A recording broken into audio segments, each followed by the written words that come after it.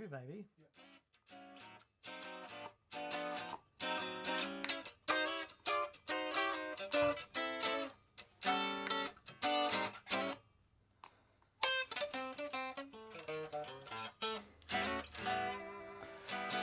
Good afternoon, good evening, good morning, good night. Welcome to That Pedal Show, viewers, comments and questions live. Dan here.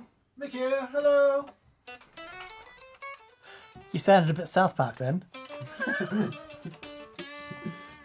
How does one sound South Park? Don't know, maybe I've just been watching too much of it lately. Too much. Hello everyone, we hope you're all well on this Monday Eve. Do let us know if you can hear us and see us with any level of success. Oh, you can be quiet. That's enough out of you. That's enough out of you. I was helping a friend yesterday with a project she's doing. Right. That involved PowerPoint on a Windows PC. Okay, that sounds horrific. I'm sure it's not horrific for people who understand Windows and PowerPoint. Mm-hmm. But it was literally like, I'm Rosie and I give her a guitar to play. It was literally that. I had just no idea. Literally no idea. Oh, very good. Anyway, we got there in the end. Very good. Hello everyone, happy Monday. Happy Monday. Monday. We shall come to matters arising presently, once the usual kerfuffle is taken care of. Yes, indeed. Something seems to change every week. Some news of note was the passing of Dickie Betts. Oh yeah, last week. Dickie Betts, yeah. And saw some clips of him doing his thing, and man, he was amazing. Yeah. Yeah, and what else? The Cavern sold out. Come on. Wow, that's amazing. Yeah. There's a few tickets left for Leicester if you want to come and see us and Andy Simmons in Leicester on Thursday the 2nd. How are we doing, Dan? Getting close to a roll call at all? We're getting good. Yeah. Let us see. Come on. By the way, if you see loads of ads inserted in, please let us know. I've tried to turn them off for the live chats. Loads of people were moaning about the ads get inserted. YouTube has decided to turn them on. And I try and turn them off. And of course, a bit like subscribing to Instagram, it's the easiest thing in the world. Leaving Instagram is literally the hardest thing in the world. Once they get you, once you're in there. David Clark is on from Belfast, Maine. Hi, Hello, David. David. Nice to hear from you. Keith Axtell from sunny Michigan. Lovely. Gordon Rankin's on. G'day, mate. Hey, Gordon. Jonathan Stark. Bonjour from Orleans, France. Happy Monday, guys. Richard Pribanow is on from Northwest Florida. Hi, Richard. Always good to hear from you. Ed is on. Unsurprisingly grey in Stoke, apparently. G. Barge from G'day, mates from Hello, Northern G. California. Sparkling Monday. Nice of you to be able to join us, G. That wasn't meant like a school teacher, you know, when you come in late and they say, nice of you to be able to join us, Taylor. It wasn't meant like that. Taylor!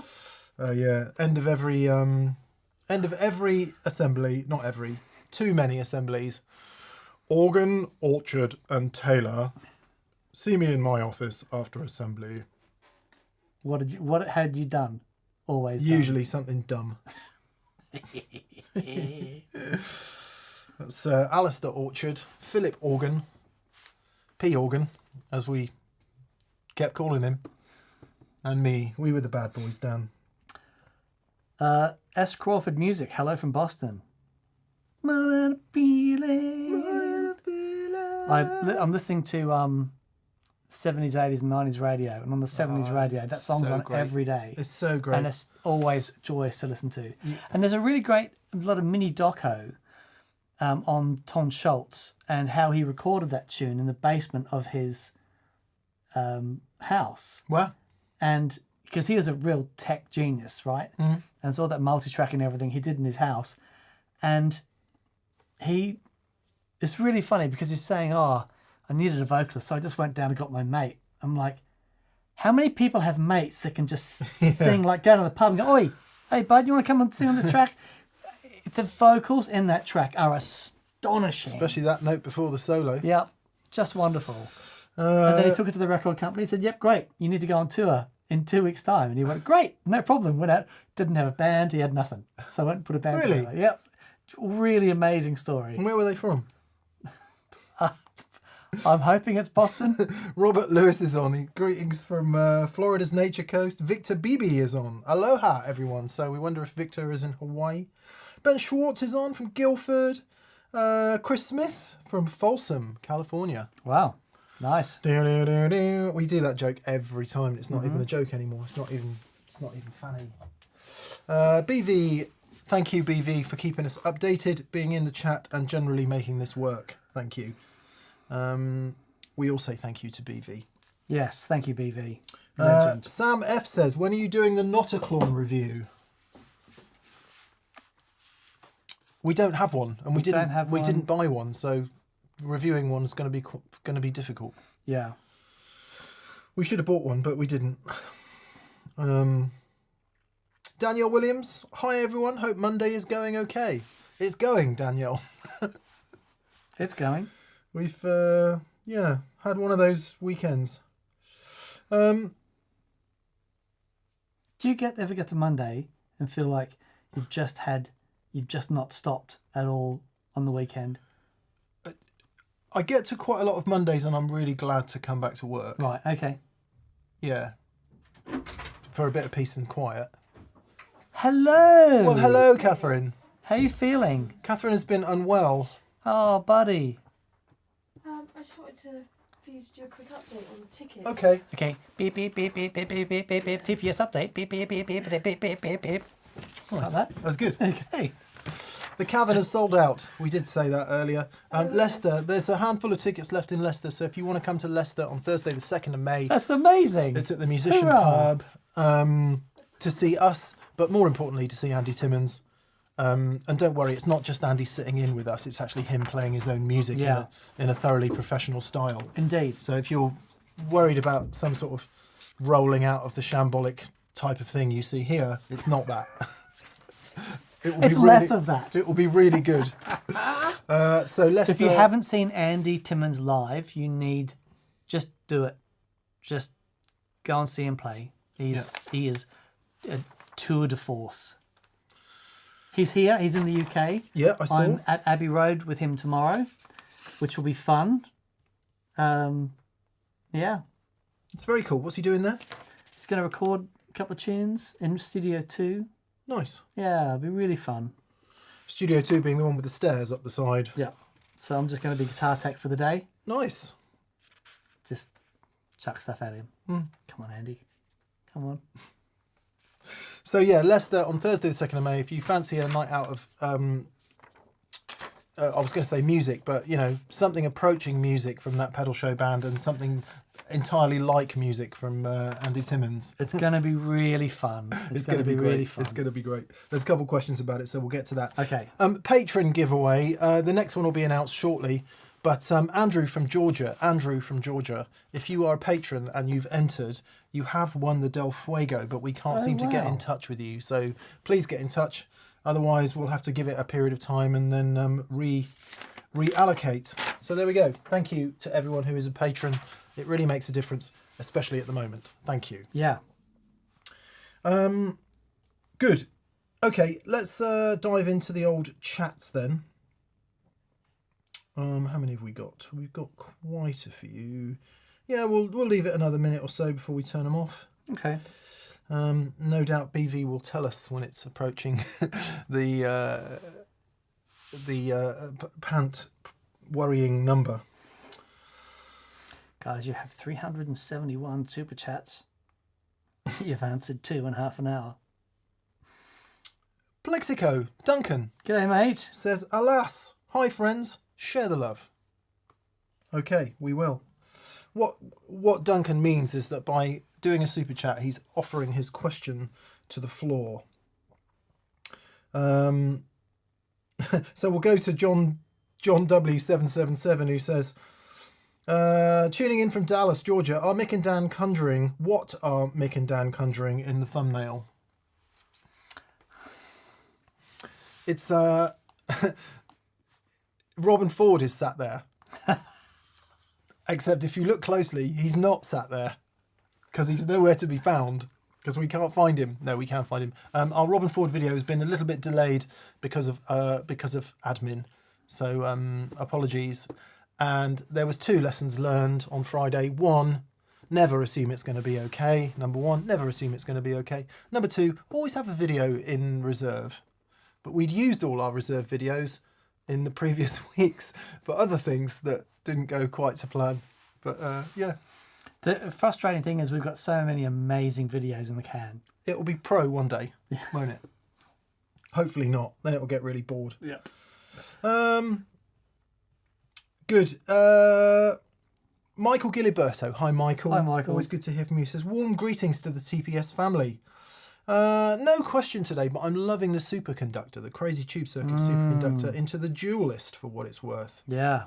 I yield to someone in the chat. Well, it's all. Oh, how lovely. Isn't This it? lovely, lovely bunch of people. Isn't it lovely? John Marshall. Hello, John.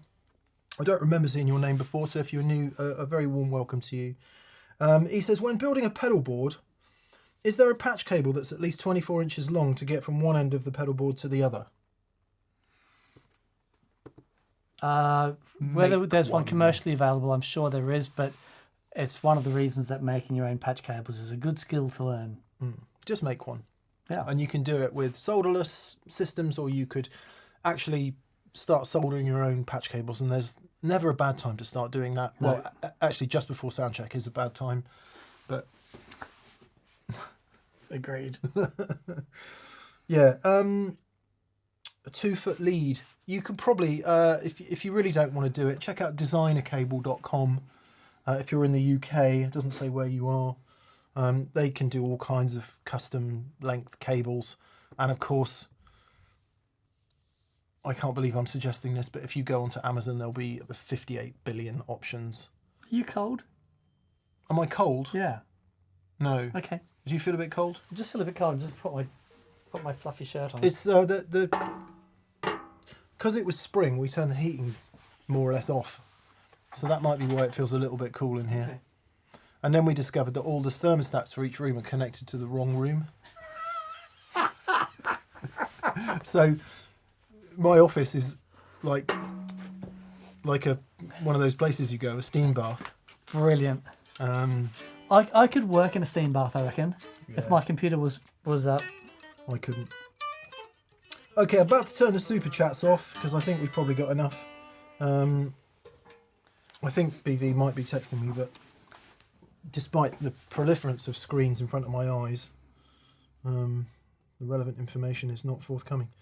Yeah, 22. Okay, thanks BV. Thank you for keeping me updated with that.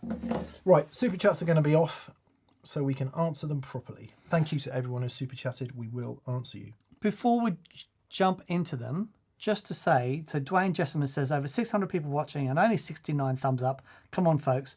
So what we are learning is that all that stuff actually helps the algorithm. If you're watching and you haven't subscribed, please subscribe to the channel. It really does help. YouTube are doing some things with the algorithm at the moment, and so this, it does help the channel out if you do subscribe. So if you could do that, thank you very much. We'd really appreciate it. Yes, YouTube has metaphorically put on some hobnail boots and kicked us in the nuts. Yeah. And to be fair, we kicked ourselves in the nuts as well. Yeah. So there's just been a good nut kicking, which is never pleasant. No. Yeah. So yeah. Anyway, we shall recover. TPS is on the ropes, man. It's like we got to come out punching. Yeah. Question is, Dan, have we got any punches left? It's not the punch. We could just rope-a-dope.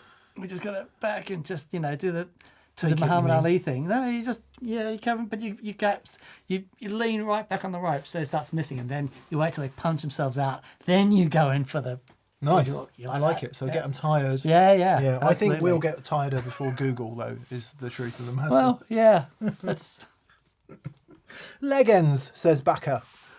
Hello, Backer. Leggins, 2 weeks have been filled with the odour of sweat and beer. Carpety Cellars and Very Loud Amps. Thanks for answering my question last time. A gift, and I'll kindly return the favour. Wow, first 3 super chats this week offered up to the crowd. So thank you, Backer, and we're glad you're having fun in your sweaty basement. Come on, let's find a question. All I'm looking for is a question mark. It's from Muzza P. Hello, Muzza P. I need Anna Calvi's sound, he says. Anna Calvi. Yeah, so very, very... Not Anna Calvi.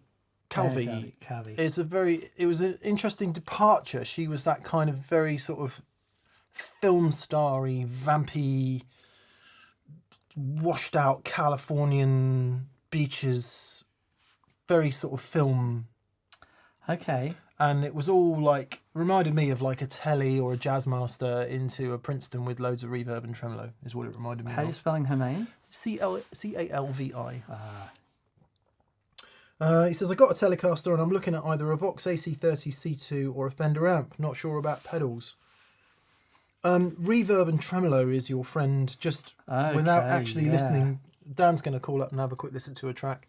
But from memory, it's that very sort of ethereal, reverby, tremolo, washy, just beautiful, spacious, I want to say 50s, but it's a modern interpretation of that. From memory. Now, there may be those of you out there offering more useful input. Rob Mrazek says, was there a show on Friday? There wasn't, Rob, sorry. It was supposed to be Robben Ford. We got blocked for copyright, so we're just trying to get that cleared. Apologies. Okay. Yes, White Whale version 2 is perfect reverb trem, says Gordon Rankin. Yeah, I agree. Yeah, Crazy Tube Circuit's White Whale. We love the first one, and there's a new one just come out with a tweaked reverb algorithm and harmonic trem, which is really cool. Yeah. So yeah, Hot Cake, AC15, lots of that style of stuff. I'm keen to have a listen. Yeah, she was kind of pre-Madison Cunningham. Oh, interesting. But with all due respect to Anna Calvi, without the songs. Right. So they were. It was a feel and a. It's like cinematic, classic movie is what I always think of when I hear her music. Jeff McCurland has joined us. Hello, Jeff. Hello, Jeff. Tim Enderby says your picture is terribly blurry. That's just me, dude. Sorry. We think, Tim, that might be on your end because all our vital statistics are looking pretty good. So it might be that you've got your YouTube set to very low resolution. You can change it. But we should be going out at relatively sensible resolution.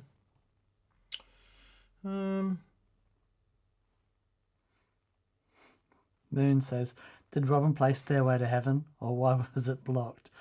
So Google has, YouTube has some really clever tech that picks up on anything that's copyrighted and tells you at the 11th hour, which is super helpful. Well, to be fair, it tells you as soon as you upload it, but we uploaded it at the 11th hour, which was the problem. I thought it was up for a bit because it'd been up for when you watched it. It should have. It should have, yeah. Should have told you. Yeah, it didn't it? No, not a sausage. Checking. Not a sausage. Yeah, and it's good. I mean, it is good because it does ultimately protect artists. But as with lots of things that are involved in this sort of way, the reason that it needs to be there in the first place is because so many people abuse online copyright and steal stuff, right? So that means the measures that are put in place used to be that if somebody published something and somebody used it illegally, you'd go after them and sue them. The way the tech works now is we're just not going to make it possible for anyone to publish it. And the only way you can publish it is to get permission, which is kind of right. Unless you're in the business of ripping off copyright, which lots of people still are, in which case you know all the ways around it. So the frustrating part for those of us who do try to play with a straight bat, to use a, well, I'm guessing it's a cricketing term, but anyway, is we're always last on the list. So it's frustrating. And it's our own fault because we just should have got it sorted out, but we didn't get it sorted out. Yeah. Beef has confirmed that the picture and sound is good. Great. So thank you, everyone. Yes. So, yeah, anyway, it is what it is, and it's, you know, hardly the end of the world. Yeah, it's just one when of you those things we think need to, about all the other crap that is going on in the we'll world. get it at the sorted moment. out, and it'll be great. It is such a great show. I learnt so much from being in the room with him and Man Alive. I'm really looking forward to you guys getting into it because it's fascinating, just fascinating. Yeah. I'm going to say, I think it's certainly my favourite interview he's ever done. Nice. Yeah, I just think it's wonderful. Yeah. He was very relaxed, Yeah, it was great. which was really great. Yeah, Yeah. it was really fun. Carl Longbottom, and if just a preempter, if anyone's expecting loads of stuff about what was the tone on Talk to Your Daughter, we don't get into any of that because he's been asked all that stuff a billion times. So it's It's more about what coffee does he like. yeah. What's his favourite colour? Yeah, If you could have a Citroen DS yeah. or an Alpha Spider, what would you have? If you had a This- fragrance named after you, Yeah, what where's Oda what's Ford. it? Yeah, Come on. So it's all that really important stuff. No, we didn't. Some of the really, really famous stuff we kind of purposefully avoided to try and get into the weeds a bit with some stuff that we find a bit more interesting. So yeah. anyway, Loads of amazing playing on it. Sounds so good. Carl Longbottom is on. Hi, Carl. Hi, Carl. Great to hear from you, buddy. Says, evening, gents. Thoughts on inefficient speakers versus attenuators. Looking forward to seeing you on Wednesday at the Cavern Club. Oh, wicked! That's a week on Wednesday, just so you know. Please tell me it's a week on Wednesday. It is a week on Wednesday. I'm still about a third of the way through learning the set. No, it's a week on Wednesday. Yeah, an efficient. So the difference, you might find some speakers that are 96, 95. Are there any that are less than that? I don't know. Maybe. Maybe. And then you'll find some that, most are sort of between 97 and 100, most speakers. Yeah, but even an inefficient speaker, when you're driving the amp, it's still going to be loud. Yeah. The attenuator is going to be much more effective at bringing down the overall volume level. Yeah. Now, if your question is, I want to take 3 to 6 dB off my amp when it's cranked, I think you could do that with a speaker. With Yeah. a really inefficient speaker, just as you could do it with an attenuator. So in that sort of, you know, it might be that you could make it work in that environment. If you're talking about what Dan just said, taking a 100 watt Marshall, for example, and making it usable at a much lower volume, then always an attenuator. Yeah. We're going to do a new show on attenuators because we've got a new one from Palmer turned up. I Oh, really that want thing looks fantastic. really want to hear the brown box. Yeah. And we've been using the Iron Man on our Plexi just recently, and I've never. If you take off like 3 to if you take off 3 to 6 dB, I think it's great. And Yeah. I've just been listening to a show that's going to be coming out maybe on Friday if we can't get Robben Ford cleared, or the following Friday, and it's as good as I've ever heard the Plexi sound. Really? Oh, fantastic. Yeah. So it tweaked the interest in doing another show on attenuators. Brilliant. We'll get into it in the show, but that whole thing of taking a 100 watt Marshall and making it bedroom level, that's fooey. You may as well use digital modelling then, as far as I'm concerned, as a unpopular opinion. Yeah, I don't But taking know. off a few dB. I like the power station, which is attenuated in a different way. I can turn that down to be as quiet as I like, and it's still no latency, none of that stuff. It sounds really good. What you're not, you're still, so you're getting the amp working hard, which is great. you're not getting the push of the speaker, but you are getting the transformer. Yeah. So it's still, it works great. Yeah. Yeah. We had, on the subject of modelling, we had the UA guys in again last week, and we sort of took another look at some of their modelling pedals, and that was the best we've had them sounding. Yeah. Largely because they were 100 dB through that. Yeah. So There you go. that's quite an interesting show too. Jeff Martin says, by plexi, do you mean the blues breaker? No, we mean, sorry, it is a bit of a catch-all term. I tend to mean 50 and 100 watt super leads or super basses from the kind of 67 to 70-ish period is what I mean, and the reissues thereof. But yes, it would include a blues breaker in terms of plexiglass front panel, similar period. Yeah, I normally mean super leads and super basses rather than blues breakers, but yes, they all do us. They're all playing the same sport, shall we say? If not the same game. Favorite 4x12, slant or front? Flat. Flat. Something I've discovered recently. Wow. Yeah. Okay.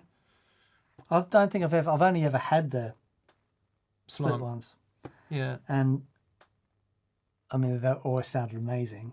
Yeah, I just don't want it pointed at me. Oh, okay. It's really as simple as that. Right. I'd rather it be killing the first 4 rows than me.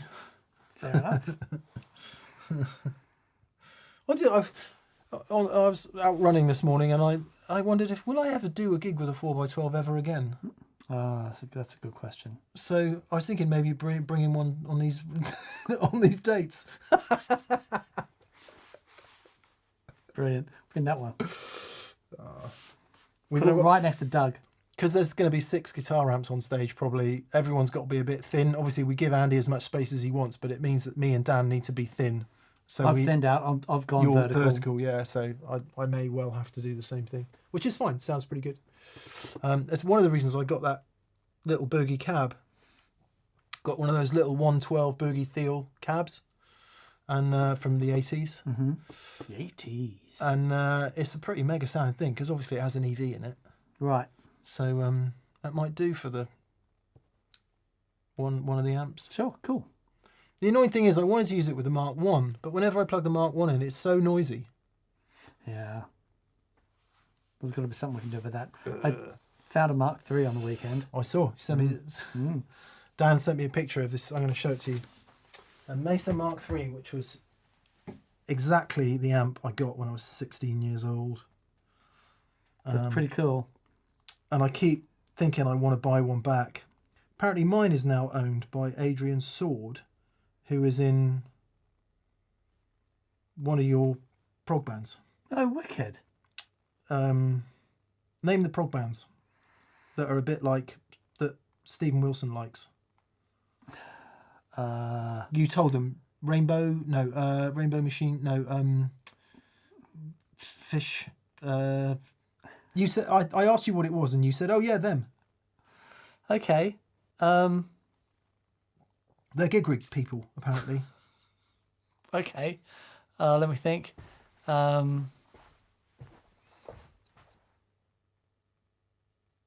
there it is. They're beautiful. Hardwood Mark III Boogie. Yep, it's just been serviced and everything as well. It had the wrong speaker in it, though. Did you notice? It had a Jensen in it. Yeah. No, JBL. I think. Was it JBL? Yes, that's Yeah. right. So it's taken the. Is it a black shadow that's normally in there? It could have been an EV, depending on the Right. depending on the lineage of it. Please, somebody tell us the name of this prog band. You'll know as soon as you see it. You'll What's know. his name? Adrian Sword. Chris Quinn, Boogie Mark III for a 16-year-old posh. It was all the money I had. I saved up all my gig money. I was playing a lot when I was that age, and I saved up, and my dad lent me a bit of extra, which he didn't have either.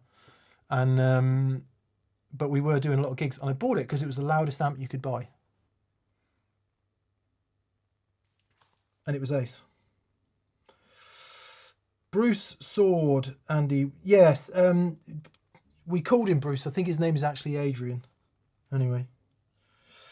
Come on. Not Marillion. Oh, Let's get back to the questions. All right. I'll keep looking. G Barge, dear friends, I put 6 originals on SoundCloud in February. Oh, G mate. Barge. Nice one, G. But have been too scared to say. Demos at best. Learning was worth it. Rubbish performances, but kept hearing Dan just say, just get it done. Under Greg Barge, if you listen. Okay. Brilliant. I will have a listen. Well done, mate. Nice. So I had I talked to John Hammond last night, who does the Guitar Speak podcast, and it was really lovely. And we're talking about that a lot. Pineapple Thief. Pineapple Thief. Peter okay. Hall. Thank you very much, Peter. Yeah. Yeah. But yeah, talking about that a lot. Guitar Magic. And he's also was a student of Ted Green. Oh, wow. And so it's like, wow, meeting all these Ted Green students is amazing. Ted was busy. He was a busy boy. But just the thing of, even if all you've got is your phone, record it, get it down, get it out of your head. It's a really valuable thing to do. I do it on the dog walk. Oh, brilliant. If I've got a melody. Yeah. And then the idea is that when it comes to do it, when the day comes... Which is going to be coming up for you in a bit. It's going to be coming up, yeah. Actually sit down and bring some of it together. Awesome. It's good. Lovely. Because we've all, most of us have a mobile phone, and most mobile phones have some sort of recording capability on them, even if it's just voice memos. Microphones on these things are insanely good, aren't They are they? insanely good. Unless you want to record a Marshall with it. Anyway, Alex241. Hello, Alex. 5-watt Princeton clone through an old 8-inch PV speaker. Replace with an 8-inch Weber Alnico or upgrade to a 12-inch cab and speaker. I won't live here long, but I can't play loud now. I would... Okay, you tell me if you think I'm wrong, but I think going to a 12-inch speaker and playing quietly is a better option. You're so limited with the 8-inch speaker. Yeah, it's not... I mean, obviously it's a little bit about volume with the 8-inch speaker, but it's more about the tone of it. Now, what I don't know is if you put an 8-inch speaker in a lovely big cab that's well designed, it might sound great. But most 8-inch speakers come in 8-inch speaker boxes, which is some little thing, which could sound great, layered in a track or for a really mid-focus guitar solo or something like that. It could be brilliant. But for your everyday all-round playing, I would concur with my Australian friend and say that It's truth, mate. loads of people going, is he Australian? That yeah, bigger speaker, bigger cab, you just get more extended bass response. It sounds more like an electric guitar that which it, I'll just say again, there's plenty of people out there that love 8-inch speakers and like what they do. Was the D-Key an 8-inch speaker? Oh, that's a great question. Or a I don't 10, know. I don't know. Yeah, it was a small one. Might even have been a 6, I don't know. Someone will set us straight on that. But yeah, for a specific purpose. But for your all-round, all-day, everything guitar amp, 12-inch speaker, got to be, hasn't it? Yep. I think that's what we think.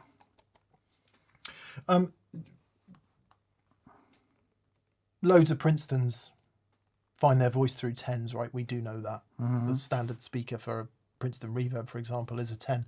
But we always prefer them with 12s, and it's just a personal opinion.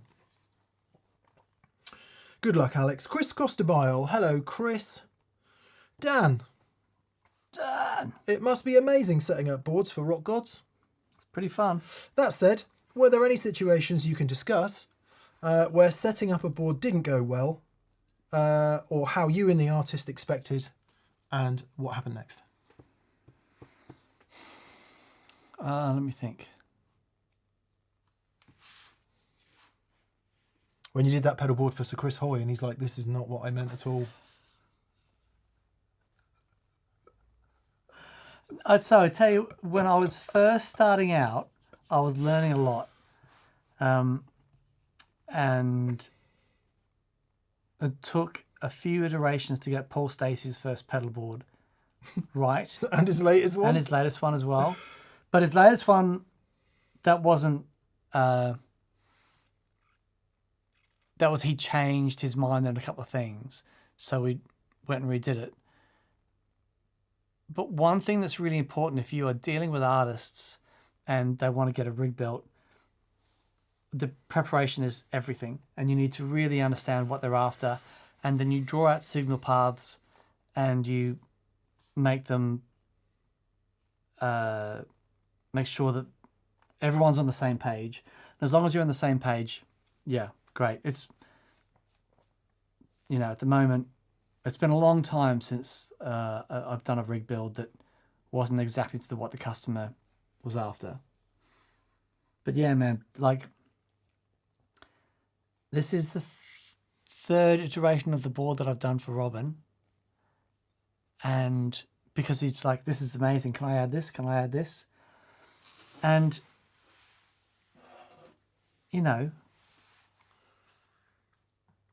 it's the most surreal, amazing thing. I'm sat. It's Robben freaking Ford. It's Robben freaking Ford, and I'm sat in his lounge room, and I mean, we're talking about this on the video because you haven't seen the video yet, so I'll tell you now. Michael Type is asking.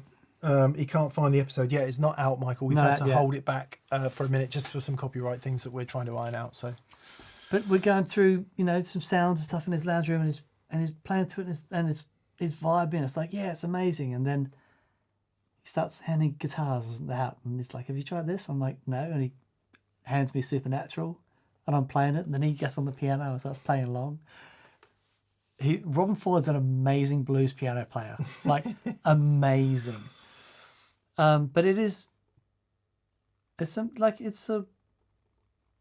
surreal, and it's such an honor, meeting Ed O'Brien and doing work for him over the years has been such a wonderful thing. Andy, all these amazing players, but they've all, it's interesting finding out the way artists hear things. Absolutely fascinating, and it all comes down to their touch and their approach, and as long as you spend enough time getting to grips with that and truly understanding what they want, then you're fine.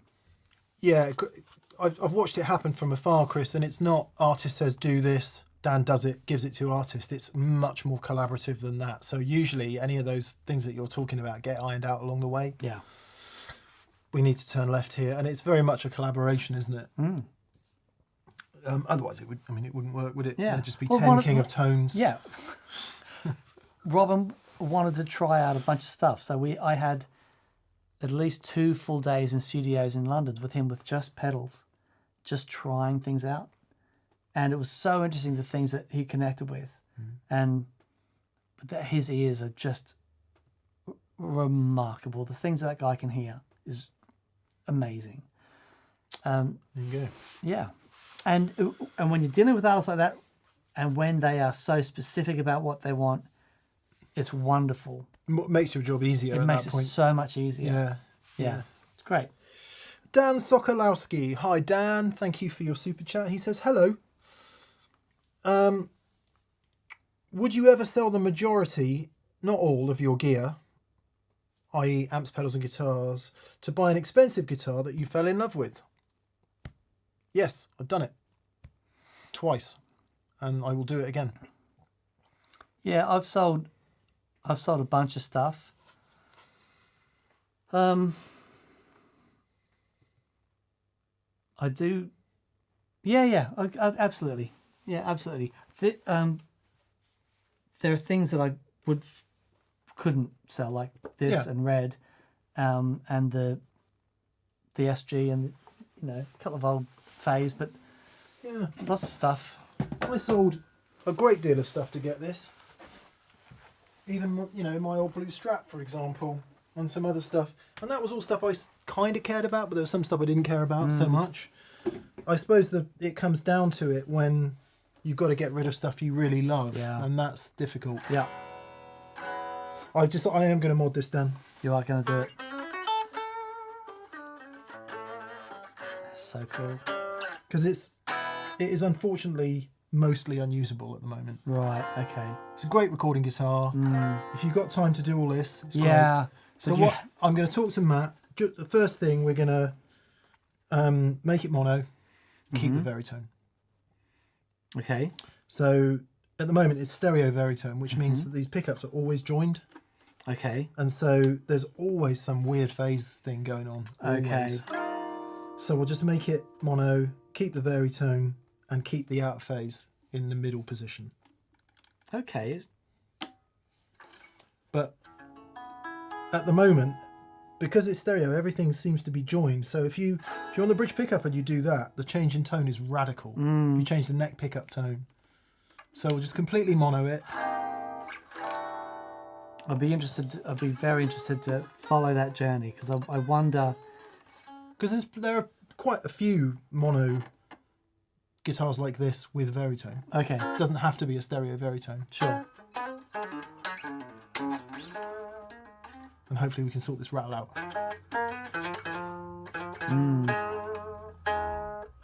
I've spent a long time looking for it. Can't find it. It's in there somewhere. It's in there. Yeah. You can. Yeah, it's in there. It's like it's almost like a ring modulator. Everyone who's played this guitar says it is a fantastic Oh, it's the vibiest guitar in here. instrument. It's incredible. But you plug it in and it's like, that's usable. That's kind of usable. Everything else, not so much. Sure.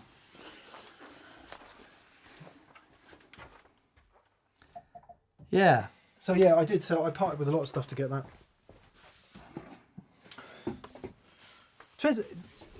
Some people are just sort of prone to amassing gear, aren't they? I mean, Yeah. imagine people like that. Who would be like that? Jacques Butler says, "Wow, you sold your blue Strat." I did, Jack. Yeah. Jacques, I said the same thing.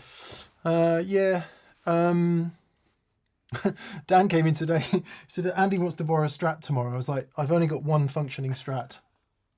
All my other Strats have either got wiring problems or don't work properly. So we have to jimmy something together.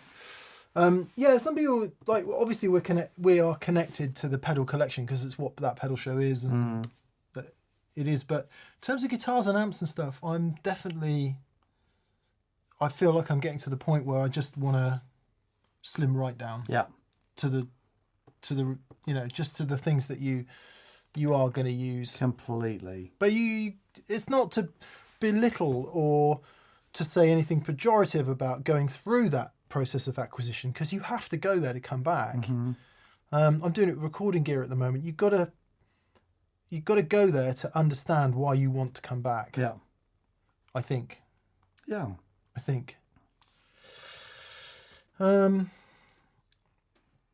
Anyway, David Burke says, I have 3 much more recent ES345s with mono veritones. They're great. yeah. I know I want to say it might have been Rob or Ross. I apologise for not remembering the name, but a lovely guy came down from Scotland, and he brought one, a 345 mono custom shop, and it was like, Wow. That's it. Brilliant. yeah. And if you Oh, think lovely. about Johnny's and Knowles, that's what they are. Yeah. But 355s. Yeah. So then the next thing will be potentially Bigsby. No way. Yeah, just because it resonates in a completely different way. Fascinating. Okay. Yeah. We'll Have see. to look out for an old one then. Yeah, I know. God, that's fun. Yeah. $600 the last one I saw. Yeah. Anyway, sorry, we're God. Start as you mean to go on. C Flores 76 says, would it be so difficult to put a veritone in an ES335 style guitar? No, it wouldn't. You just do it. But It is drilling a hole. the point isn't the electronics. The point is that guitar is fantastic. Yeah. Yeah. To play as the pieces of wood and the amalgam of instrument that it is. It just needs to be wired differently. It's very simple. Yeah, one of my 3 has a Bigsby, says David Burke. Bigsby sucks, says Mental Frisbee. Yeah, and they're never great vibratos unless they're really set up that well, but it's not for that. It's for what it does for the tone of the guitar, even before you use it. I'd love to know what Duesenberg did to their Bigsby design to make it so good. Well, just engineered it. Yeah, but it's using properly modern engineering. The spring makes a big difference. You can make Bigsby's work really well if you set them up right. Okay. If you take the care to do it, you can set them up great. Because the Duesenberg one is eerie. Yeah, it's so good. It's just much more modern, isn't it? More precision enginered. Right. Noel's work pretty good. Don't know if you remember. Yeah. I've played loads that work great. Right. Anyway, Wisconsin Mike. Hello, Mike. Greetings from Michigan in the US. Can you please comment on the pros and cons of running wet, dry, wet with dry mixed in the wet versus kill dry, wet? Okay. If you're doing... So, talking about proper wet, dry, wet, where the dry sound is in the center and on the outside you only have the wet sound. There's no dry signal at all. As opposed to having a dry sound only in the center and a bit of dry in the outside. Here's the big difference. To do multiple wet effects in a proper kill dry, wet scenario, the wet effects have to be in parallel. If you imagine that they are in series and you had delay and reverb and you hit a chord with the kill dry, the reverb wouldn't receive any signal until that delay hit the reverb, and then you'd get reverb. So if you have those kill dry in parallel, then you hit the note and then you get the reverb and then you get the delay, but those two are completely independent of each other. Never thought about that before. Yeah. It's really interesting. If you do like multiple delays and reverb, you can be waiting a long time for the note to come out of the wet speakers. If you have the dry signal in, stereo effects in the wet speakers, you can go series. You don't need a mixer. So both are very valid. They can both sound great. The TPS wet dry thing, it's a very simple take on it. It's just a split in the signal chain, and the dry signal goes off there, and then all the other effects are in series as you would normally have them in your board, and that goes to the wet amp. So it's basically you've got dry, wet. But what you get is the two amps working together, still getting that lovely coupling, and then you're getting the effects on the wet amp. With the traditional dry wet thing, you don't get that coupling. There's no phase relationship because the only speaker that has the original signal going through it is the center speaker. Everything else is delayed or wet or whatever. Yeah. So both are great. They both are very valid. It's just what works for you. I think there might be something to say about live and recording, because in a either wet dry or wet dry wet, where you have the dry signal present, as long as you've got no digital latency, so you've got true analog dry through in all three, it sounds colossal. It sounds absolutely colossal, and anyone who's been to a TPS experience day will attest to that. Now, in a live scenario, that might be what you want. You might want that huge guitar sound. It does present issues when recording, because especially if you're recording something with quite a complex or potentially complex mix or a dense arrangement or something like that, dense mix. In that sense, having the effects parallel and post, which is in a true wet dry or wet dry wet scenario, that's kind of what you're doing. You're mimicking what happened in post-production, I think. I think that's how they got there. Yeah. Back in the days of... Yeah. Well, it's og sends slaved stuff, isn't it? and yeah, line level and all that, you know, when all the big refrigerator size racks were in play and all that. I think that's where it came from. So it might be that for recording, having a colossal sounding rig is quite hard to tame back to something that you can actually mix with. But live, once you've done it, wet dry or wet dry wet, and actually Dan and I are pretty much just straight wet dry these days. Yeah. The wet dry wet thing It's is so amazing. hard to but go it's- back. Yeah, yeah. The beautiful thing about the TPS wet dry is that if you get the balance of a traditional wet dry wet thing wrong, it's a marked tonal difference. Yeah. But with the just that split parallel with the wet effects in series, it's really hard to get that wrong. You know what I mean? The balance of the two amplifiers, it just sounds phenomenal. You also are giving the sound guy so much to work with, because you can set your sound up on stage. You might want a really wet sound on stage and just a little bit of dry. So you set that up. But the sound guy, if it's in a room that's dead and there's loads of people, he can turn the dry amp up out the front to make it punch more. It doesn't affect what you're hearing on stage. Yeah, it's a really, really great way to do it. And it just takes 2 amps and it's epic. Yeah, 2 small amps too. Yep. I'd always prefer to run 2 little amps rather than 1 big one, I think, at this point. Yeah. Not least that running 1 big one is getting harder and harder and harder. But yeah, it can just sound huge at really... All comes down to the material, obviously. Your material needs to have the space for you to be able to hear it. It's a bit like, you know, sticking on a 500 millisecond delay and playing a really fast solo. It's kind of pointless. You need to have the space in your music to hear it. I think that's an important caveat. Yeah. Yeah. And not have 5 guitar players unless you're so well teed into one another. Yeah. But in a trio, for example, wet dry is just... Yeah. Andreas Johansson. Hello, Andreas. He says, is there a way to turn the volume pot down to clean up the amp, but not lose that much volume, like Brian May, for example, but without a cranked amp? So what Andreas is saying is, many of us will have our guitars. You'll be playing away. You'll have that strapped on down in here.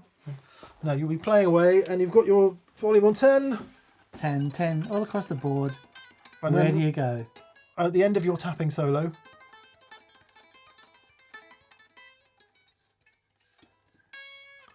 you then come to the rhythm part, and you turn your guitar down, and on a strat, for example, from 10 to 8, it basically can go from being quite a full and fat sound to being very thin and small, and it goes away. So what Andreas is saying, now if you have a cranked amp, for example, having the guitar turned up full like that, the amp is overdriving, really going for it because it's over the edge, or your pedals or whatever. And when you turn it down, actually the amp just stops overdriving a bit, but it doesn't get much quieter. It gets less gainy, but it doesn't get much quieter because you're kind of reducing the amount of limiting that it's doing, but actually not turning it down. So he's saying, is there a way of doing that when you're not using a cranked amp? I hope that explains it. Yeah. Play loud is one way. Yeah.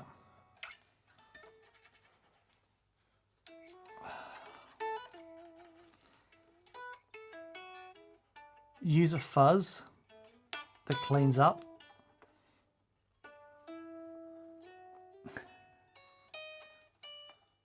Dan and I are learning the Hotel California solo, which is properly hilarious. But in the Malmsey style.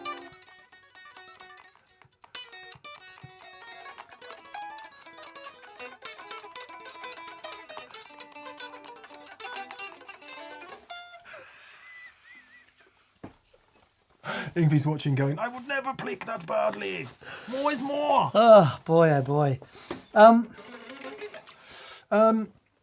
It's, yeah, a lot of it is about volume, for sure. Yeah. So think about the way that Andy Timmons does it. He And the has guitar. Yeah. Because on a Stratotelly, it's going to be way more pronounced, that volume loss, than it would be on a Les Paul. Yeah. Even with 50s wiring. Sorry, think about how Andy Timmons does it. He has a cranked blues driver and everything is off the volume pot and it works brilliantly. But the blues drivers, because the way that circuit is, it's very, I think it's sort of open and compressed at the same time. It's a really interesting sound. You talking clauses, I'll play the Hotel California solo. Okay. So I would look at your first gain stage, whatever that is, and put more gain into it, crank it up, and then use the volume on your guitar to get that sorted out.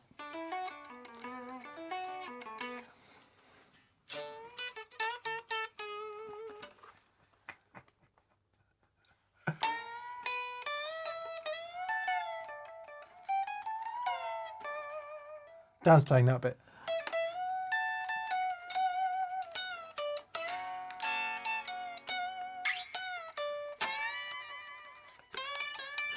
Very good.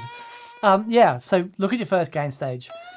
And the other thing is, if you want that specifically crank thing,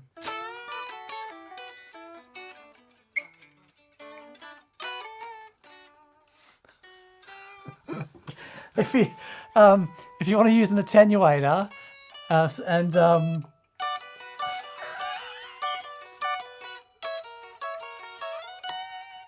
if you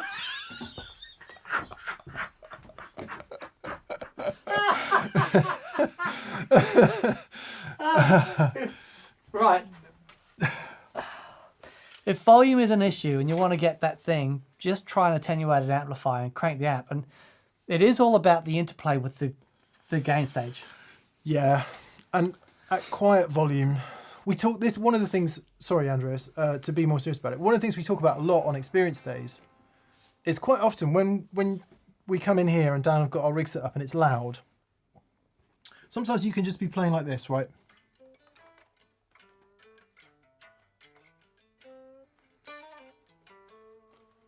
Which, if you're playing at home into your DAW with your headphones on or into a really quiet amp, the way you're going to be playing at home like that is like this. Because you can't hear yourself. Yeah. At 102 dB, you can do this.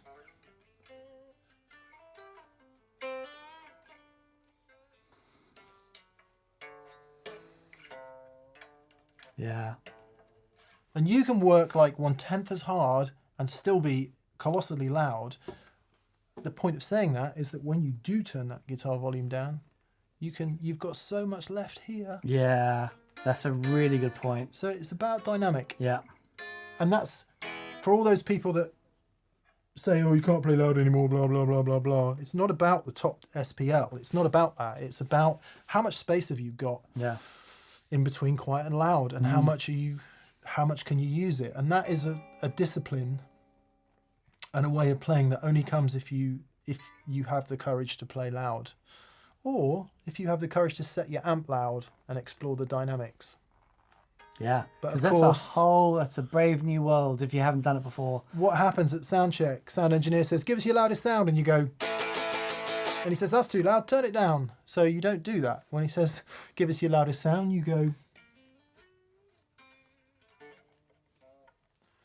And the only time you do that in the whole set is for like 12 bars of one solo. Yeah, when the drummer's absolutely belting 10 shades of crap out of everything, and Yeah. you're just there. You know what? Well, I'm glad you spent 400 quid on that china. Yep.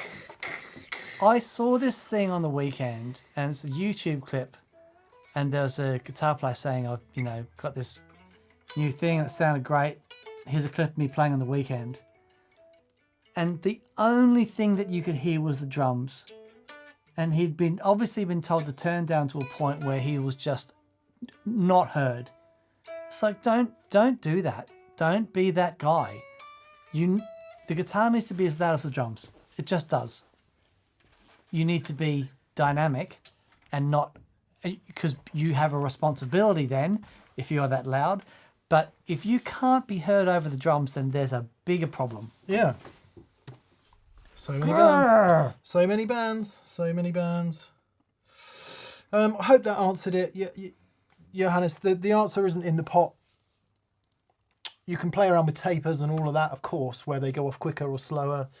A lot of people like to use linear pots instead of audio taper. For those of you who don't know, an audio taper pot is a logarithmic pot. So like on a Strat, for example, when you go from 10 to 8, you lose 50% of the volume.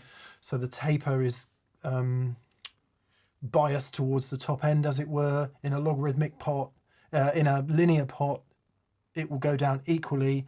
But what can then happen is you need to go like all the way down to 2 on a Les Paul, for example, to get quiet enough. Yeah. That's not, there's no better or worse in that. That's just being used to the taper that you like and that you feel comfortable with. Absolutely. So for what it's worth, I don't think that the answer is in the pot. The answer is in learning to use the pot and just having the courage to have a bit more headroom available, so you've got it there on tap, which, as we all know, is becoming more difficult for more people. Fight the good fight, people. Indeed, fight the good fight. Yeah, anyway. Right, BV is texting me, probably to say, could you please get back on track? Oh, yeah, okay. BV's come with a great suggestion, Andreas, which is an underdriver, which we would call an overdrive pedal set to less than unity gain. So instead of turning your guitar down, step on a pedal that's just set to a low volume. It's a little bit counterintuitive when you think about it like that. Most of us, what we want when we step on a pedal is for something more to happen. But in the case of what is termed an underdriver, get whatever overdrive pedal you like and set the volume lower and set the gain wherever you want it, so that you step on it, you get quieter. Then you don't have to worry about the guitar so much. Yeah. Great shout. Thank you, BV. Really good. Really good.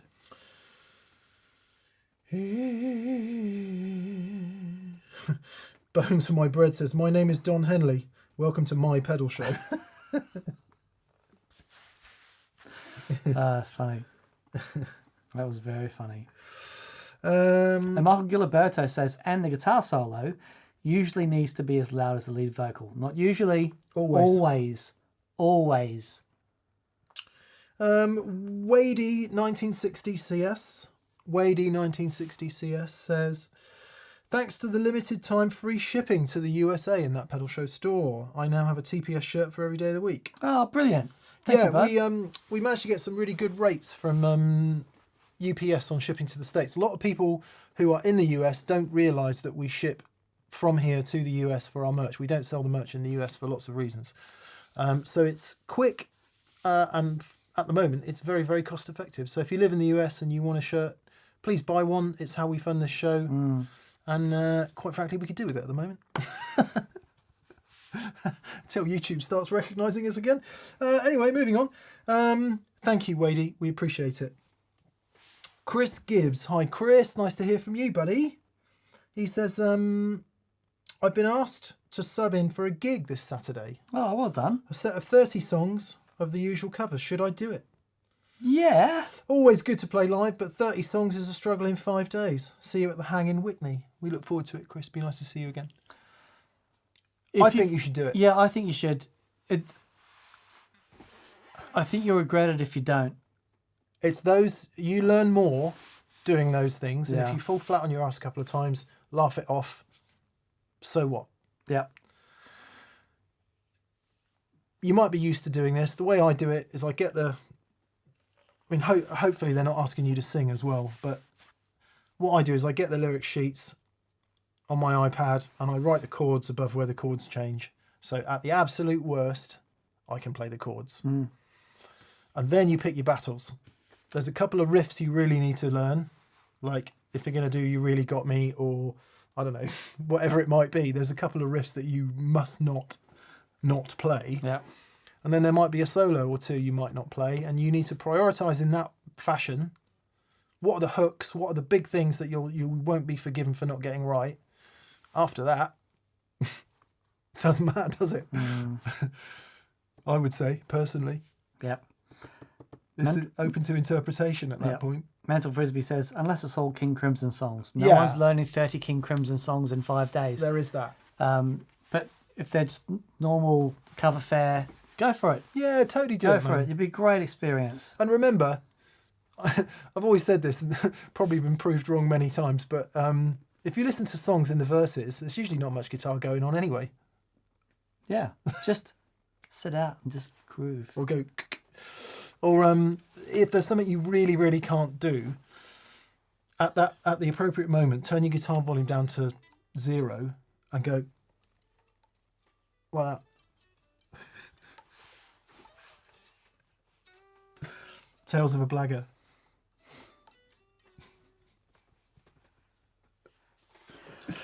Yeah, I don't know what happened. It just crept out. Do it, Chris, and tell us how you get on.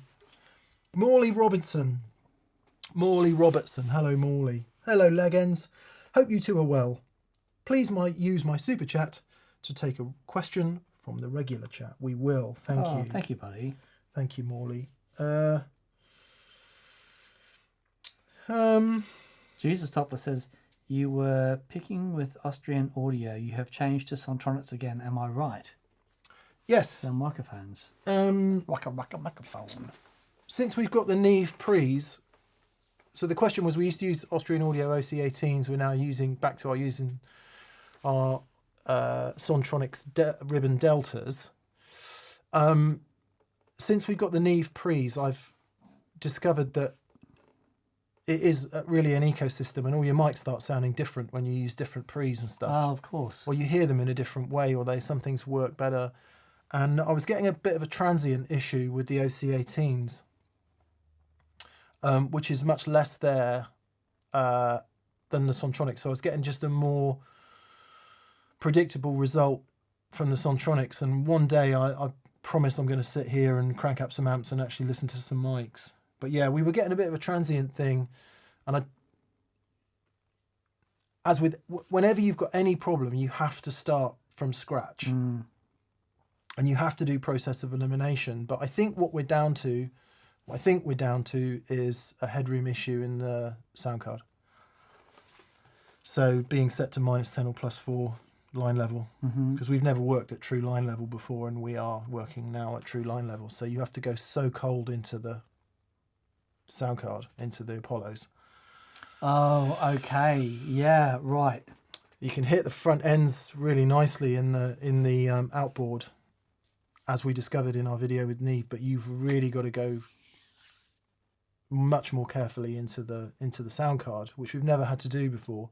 So start from the beginning, and we'll reintroduce the OC18s. Love them, they sound great, they work great, high SPL, but it was more a case of going back to what we know best and starting from scratch again. I think we're there.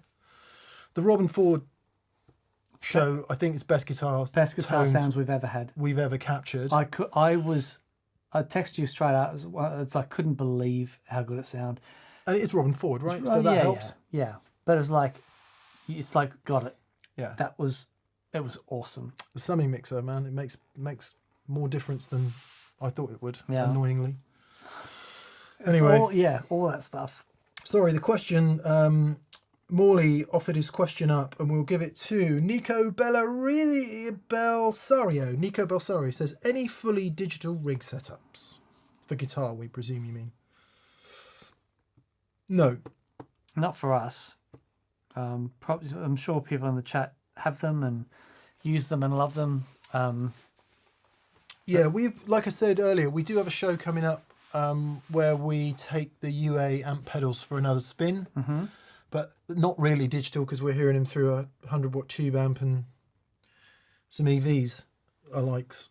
But yeah, no, not here. It's not our area of expertise or indeed interest. So, David Tompkins. Hi, David. Hi, David. He says, started practicing for the Timmins gigs yet? Oh, yeah. Yeah, it's slightly panicky, if the truth be told. What are the hardest and easiest songs you're doing? I missed out 4 years ago due to COVID rescheduling. See you in Oxford. Oh, brilliant. Awesome, David. It'd be great to see you. Hardest and easiest tunes. I I think we should leave it as a surprise, don't you? Yeah, there are a couple of surprises. The hardest things are not guitar. The hardest things are vocals, Right. aren't they? If I'm thinking of Always. one song in particular, Mm-hmm. because we need to talk about the arrangement for that. Okay. Sure, we need to talk about the arrangement for a number of things. Yeah. Most of the rest of it is one person singing and a bit of harmonies, but one of these songs is everybody singing all the time. Right. Okay. So, Is that Well, maybe the, it's not. the Joey Jojo? yeah, Yeah, okay. yeah. Rhymes with poo. Rhymes with poo pie.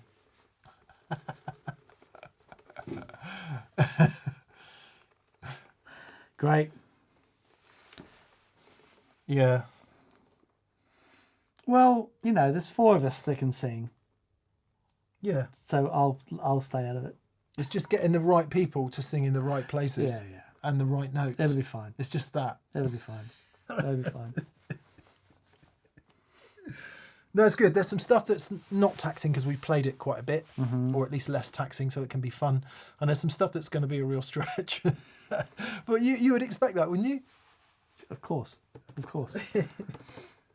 Chris Egg says, been watching the last 10 minutes or so at 1.5 speed and hearing Dan and Mick shred Hotel California at warp speed is a fun time. That was funny. There you go. You know part of one song that we're doing anyway. Yeah.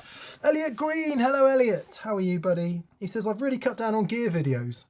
You sound like me and red wine. Except TPS, of course, and just enjoy listening to music instead. It reminds me why I love guitar so much. Do you have any specific songs that remind you why you love what you do so much? That's a great question. Many. Yeah. That range from quite serious and moving to just full out fun. Yeah. And for full out fun, I'm going to start you off with Start a Band by Keith Urban and Brad Paisley. Very good. Very good. Paranoid Android for me. Just hearing the textures and the sounds of those things is like, let's get into that. Mm. Yeah. Voodoo Child by Hendrix for There me. you go. Yeah. It's like, forget all your shouty metal. Yeah. It's the scariest thing. Yeah. Don't Dream It's Over. Not so scary. Not but- so scary, but have a listen to the solo. Yeah. It's so beautiful. Yeah, this- But it goes down to the dum ba-da-dum, dum dum ba-dum. And it's he's jumping all over the place. He thinks so linearly. It's really beautiful. There's joy in all music, isn't it? You just need to be so funny how some things hit you at a specific time and place. And it usually is about a time and a place, isn't Yeah. it? And that you're open to it on that day. Be Yeah. interesting to know what yours are, Elliot. What kind of reminds you, what gives you the feels. Dan Ivanov says, can you do Adrian Belew's Elephant Talk part? No, but we were practicing that, actually. We were going to do it in 10 Spirits. Such an amazing thing. Yeah, Adrian Belew. I'd love to have a chat. I found my picture of him and I the other day. Awesome. Yeah, he's what a guy. Matt Rosen says, thanks again for introducing me and many others to the Brothers Landreth. Saw them in Philly on Saturday and they were unbelievably good. Joey is an otherworldly talent, as are the others in the band. They're in a really good place at the moment. That's lovely. They're loving it. That's brilliant. Yeah. David Rosa says, yes, 1 vote for a Neil Finn guest episode. We've done it already. Yeah. We interviewed Neil a couple of years ago. It was just magical, surreal moment. That was a properly surreal moment. Yes. And definite following wind, how it all came together that day. Yeah. A mighty wind, in fact, because we saw... we genuinely saw Michael McKean that day, didn't we? Yeah, we got a picture with Michael McKean. Edward Morgan, he says, I would love it if you guys explored high gain metal tones and possibly comparing pushing the front end of high gain amps with boosts and overdrives versus full gain structure from pedals. it's unlikely, Edward, that Dan and I are going to get into high gain and metal because A, we can't play it, and B, we actually don't know much about it, is the truth of the matter. However, there's a video coming up possibly this Friday or next Friday, which, don't throw anything at the screen, is called Get More From Your Tube Screamer. And we do the thing that is done with tube screamers into high gain amps, where it just lops off the bottom end and tightens it up and makes it more aggressive, as I'm sure you know about. And it's that sound. Yeah. You know, whether it's a 5150 or a Mesa rectifier or a JCM 800 or 900, we did it with our old Plexi because that's the highest gain thing we've got, really. And I was just editing it today. It's the sound. Yeah, fantastic. It's I'm the so sound. pleased. It's the sound. Brilliant. So there's a little bit of it in that, but as I say, it's not really mine and Dan's area of knowledge. Perhaps, I mean, we could wheel Rabir in here again, or maybe we could get somebody else and have a look at it. I would love to explore some shred tones, and but tones that are really good. Like I remember hearing The Extremist on vinyl for the first time. By who is that by? That's Joe Satriani. Oh, It was okay. like a live album, and it just sounded mega. There's some guys who really know how to get great shred tone. But I think if you ask me and Dan, we would always go for Eat 'em and Smile era Vi. Come on. I mean, that's That's it. literally one of my favourite guitar I think sounds of yeah, all time. Me too. Me too. That's the pinnacle for me. Because that is the sound of a masterful player into a rig that he was just so dialed into. And there's an element of, what am I trying to say? I've been to a number of metal tracking sessions, would you believe? And I've watched it being done. And the difference between what comes out of the amp and what ends up in the track is phenomenal. They're so heavily compressed, so EQ'd, so monkeyed about with.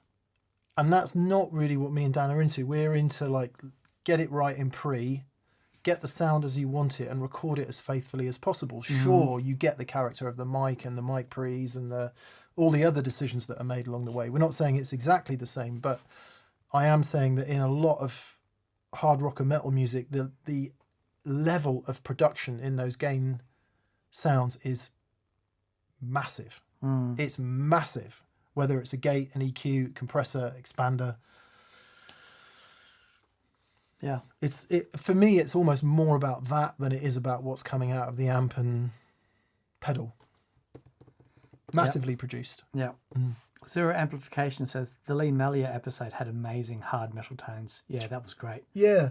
Actually, see now that Lee's a great example of someone who that was the sound coming out of the speakers. Right. And we recorded it. Yep. And it wasn't there was just the usual amount of TPS post-production, which is absolutely minimal. So that is the kind of sound that he and I would gravitate towards, less so the very metal stuff. Yep. Old JCM 800 cranked to the nth degree. Awesome. Yeah.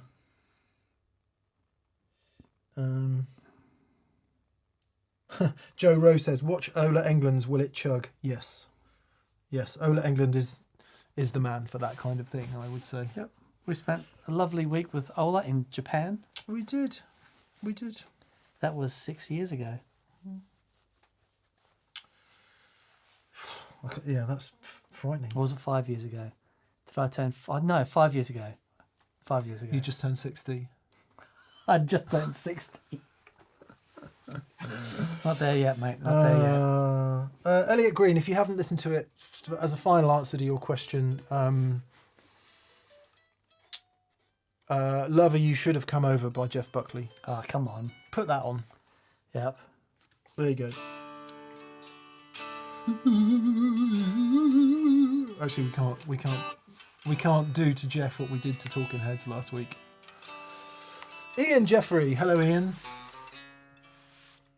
I was had the best of Talking Heads on while I was making the Sunday roast yesterday. So good. Oh, man, they're amazing.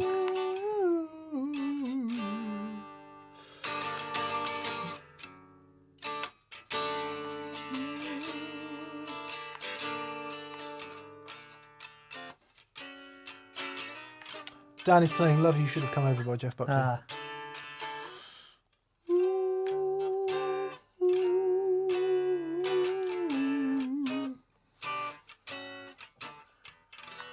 Yeah, amazing. Ian Jeffrey. Hello, Ian. That was me hitting the cymbals. He says, new pedal gig day at the Fleece on Friday with the Del Fuego. Do you mean the Fleece in Bristol? Wow. Awesome. He says, with the Del Fuego that we featured on this very show, he says, have you ever played a guitar and bonded instantly and regretted it as it will never be on sale? Mine was John Isley's Epiphone EA250. John Ilsley, sorry. Wow. John Isley, different band. John Ilsley, who used to be in Dire Straits. Epiphone EA250. What is that? That sounds like an electroacoustic. Collins Epiphone. Oh no, 1970s. Interesting. Colin was here on Experience Day. He had that blue Epiphone Casino. That was one of the most amazing guitars I've ever played. Mm-hmm. It's like, yeah. Robin Supernatural Telly, maybe. I mean, yeah. Just crazy. I think that's the lightest rosewood board telly Isn't it? I've ever picked up. Yeah. I think. It's like, whoa. Yeah. Dan and I are very lucky, as you know. We get to play a lot of very special guitars. I think you just got to get to the point where you enjoy the experience and chalk it up and not be too morose about it. Oh, Tom Yeager says, just bought every shirt available in an XL. Thank you, Uncle Dude. Nick and Dan. Thank you, Tom. Thank you, Tom. Good on you, Blimey, buddy. I really Appreciate that, mate. Thank you. Yeah, we hope you like them. Yeah. Ian Jeffrey says the heartbreak of putting them down. It can be, yeah. I haven't put many of them down, to be fair, lately. It's been a bit of a mission. Yeah. It's funny how it goes, isn't it? Mm-hmm. Yes, that Epiphone EA250 looks really cool. It's sort of casino-y-ish, but not really. Nice. Paul Matulovic. Hello, Paul. Nice to hear from you. He says, has anyone asked the Tubes about their mental health? Why are they screaming?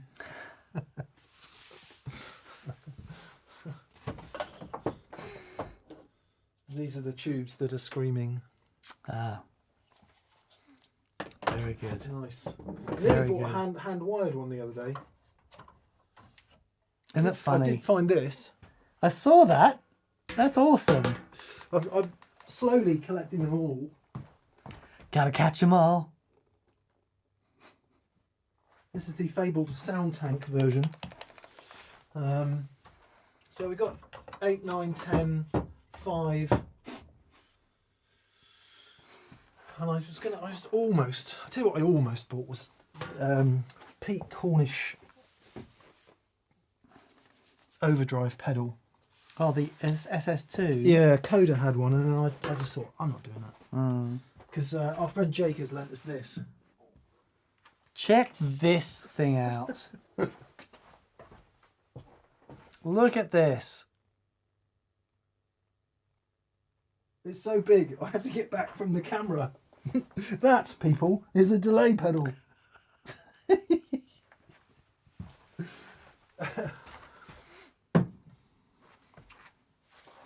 So, obviously, we'll do a show with that at some point. Mm. Yeah. Anyway.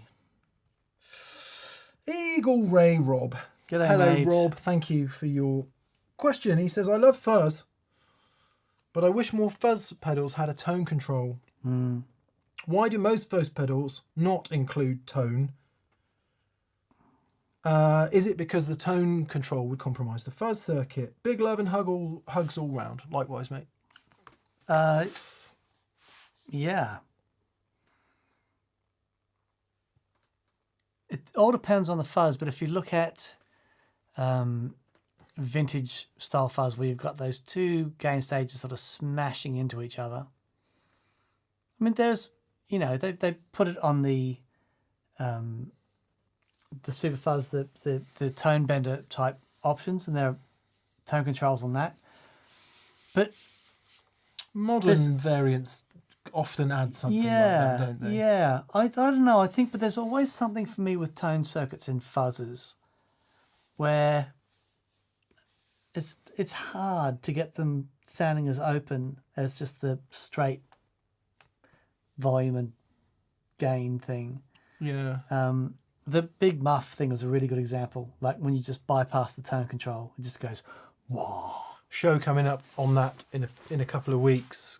It's called Get More From Your Big Muff, and we demonstrate that. I mean, it's such a crazy tone control that anyway, isn't it? It's sort of like the one in the Rat, like a filter. Yeah. It is awesome.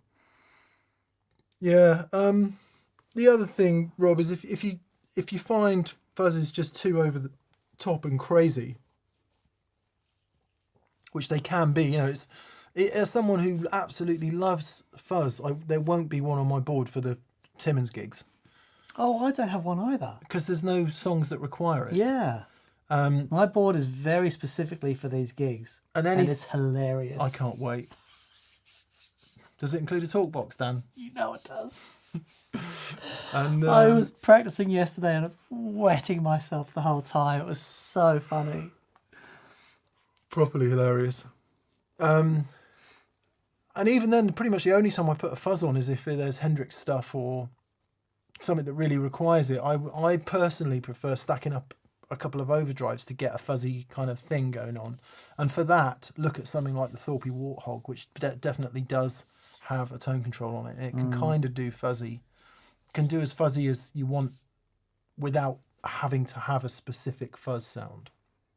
That makes sense. Mm-hmm. But certainly a lot of modern muff variants have a tone control, or at least some sort of control of the mid-range. And I'm seeing more and more fuzz face types with some sort of bass, a way of getting rid of some of the bass. Sure. Yeah. Yeah, that would be a fuzz that has got a capacitor array on the input, so you can tame down some bottom end. I think it'd be a cool thing. Like I've got on my treble booster. Yeah.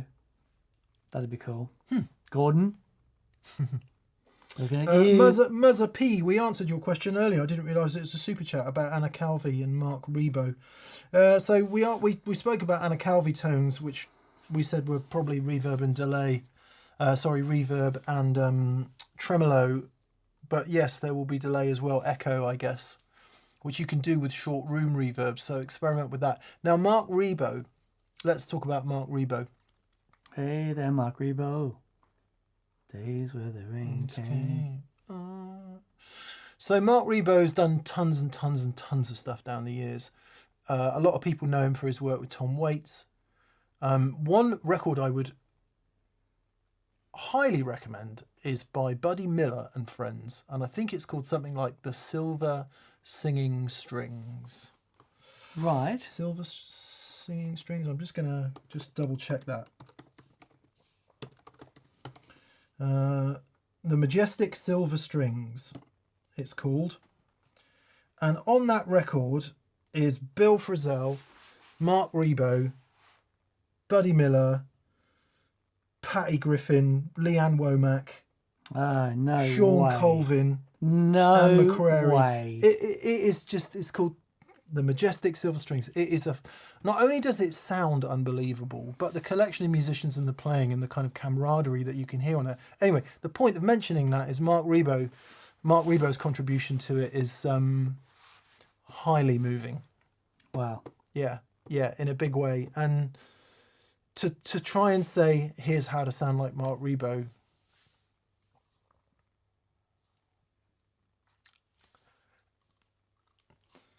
I just, the common thread might be what you almost never get with Mark Rebo is like a perfect Les Paul through a dual rectifier. Right. Or like the cleanest Albert Lee position to. You never get that. It's the polar opposite of those kind of guitar sounds. It's always edgier. It's always more broken. It's always more roomy. It's always...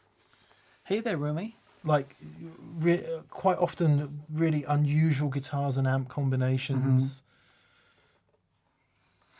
but the noises he makes are just, they're forever moving, I think. And he's such a unique player. I mean, I always think of people like Nels Cline in the same breath. Right. Not that necessarily they sound the same, but that what they do with the guitar is not Jimmy Page or Clapton or Sure. those people that we hold up as guitar heroes. It's the antithesis of that. And yes, which is all to say, I've got all the time in the world for Mark Rebo. How do you sound like him? Channel deep shit a lot.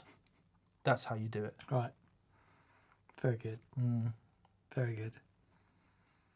Semi-acoustics, Right. sounds of rooms. Yeah. How the hell do you sound like a Tom Waits record? Yeah. That's the wrong question. It's like... It's the wrong question in that that's him. And it's like, okay, how can I get closer to my sound?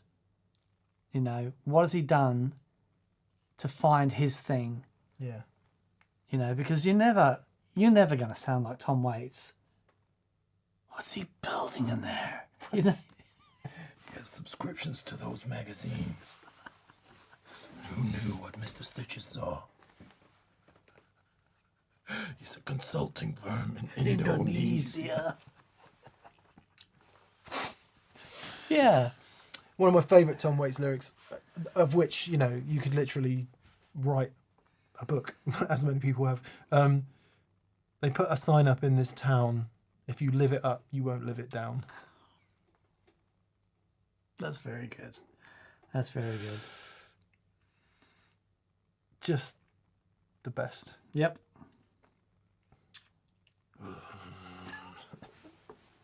Have you heard the news about Edward? Anyway, sorry. Lots of reverb and a lo-fi pedal, says Paul Matudovic. Yeah, I think Paul's knocking on the right door there. Check out Caroline Guitar Effects. The Meteor. Yeah. The Meteor and the lo-fi. I think, is it called the lo-fi, the delay? Anyway, it's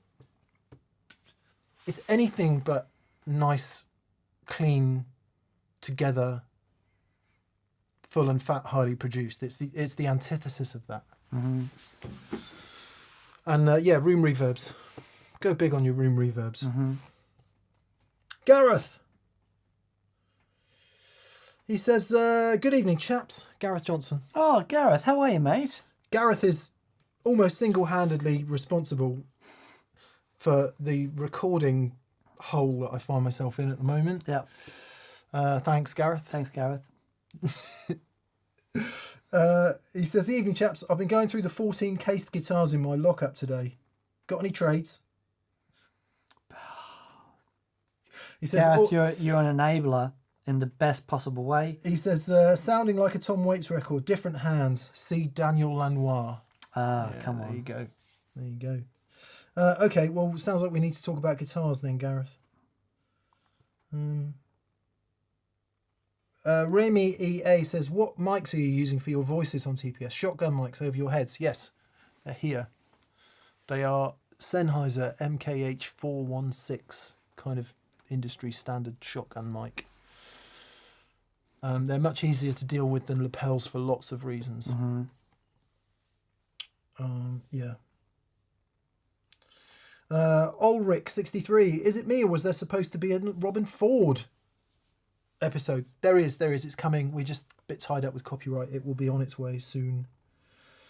Travis Cook says, did not foresee a Tom Waits discussion happening on TPS. You might be surprised at some of the stuff we listen to. Joe Caliguri. Hi, Joe. Joe Caliguri says, I just broke my left-hand pinky Oh, no. while skateboarding. So no more guitar playing for a month and a half. 40 years old. Been skating for 30. Not a while now.